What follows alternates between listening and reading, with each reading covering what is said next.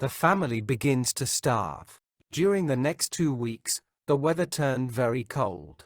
First came the snow. It began very suddenly one morning just as Charlie Bucket was getting dressed for school. Standing by the window, he saw the huge flakes drifting slowly down out of an icy sky that was the color of steel. By evening, it lay 4 feet deep around the tiny house, and Mr. Bucket had to dig a path from the front door to the road. After the snow, there came a freezing gale that blew for days and days without stopping. And oh, how bitter cold it was! Everything that Charlie touched seemed to be made of ice, and each time he stepped outside the door, the wind was like a knife on his cheek. Inside the house, little jets of freezing air came rushing in through the sides of the windows and under the doors, and there was no place to go to escape them.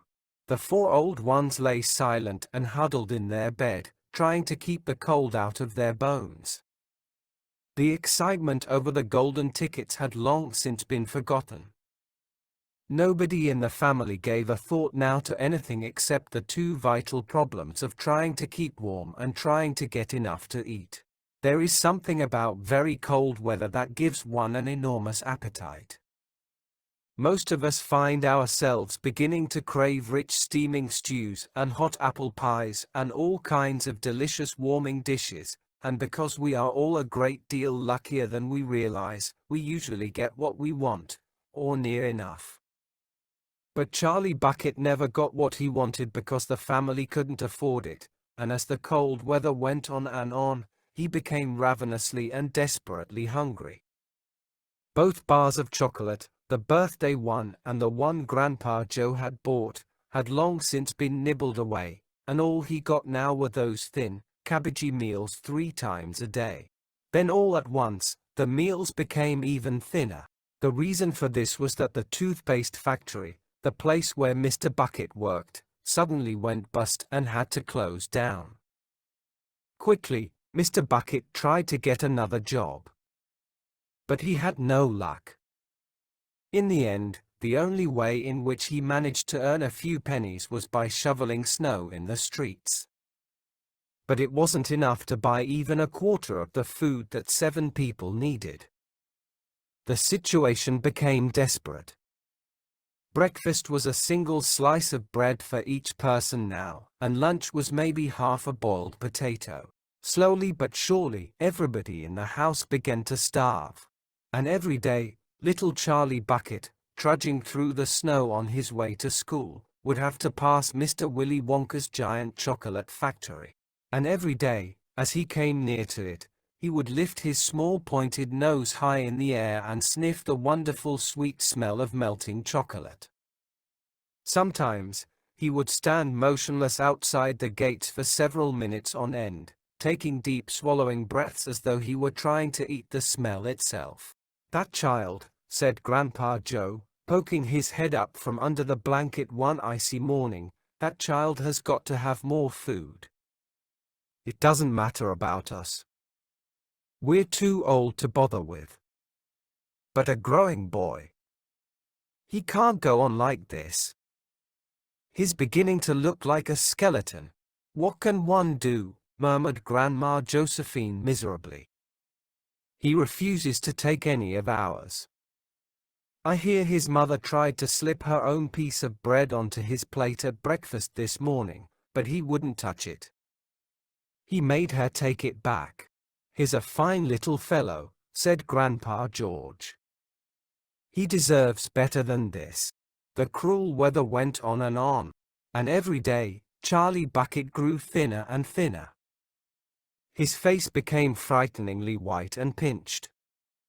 The skin was drawn so tightly over the cheeks that you could see the shapes of the bones underneath. It seemed doubtful whether he could go on much longer like this without becoming dangerously ill. And now, very calmly, with that curious wisdom that seems to come so often to small children in times of hardship, he began to make little changes here and there in some of the things that he did, so as to save his strength. In the mornings, he left the house 10 minutes earlier so that he could walk slowly to school without ever having to run.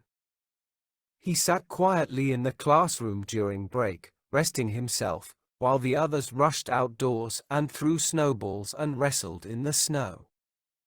Everything he did now, he did slowly and carefully, to prevent exhaustion. Then one afternoon, walking back home with the icy wind in his face, and incidentally feeling hungrier than he had ever felt before, his eye was caught suddenly by something silvery lying in the gutter, in the snow. Charlie stepped off the curb and bent down to examine it. Part of it was buried under the snow, but he saw at once what it was. It was a 50-pence piece. Quickly he looked around him. Had somebody just dropped it? No, that was impossible because of the way part of it was buried.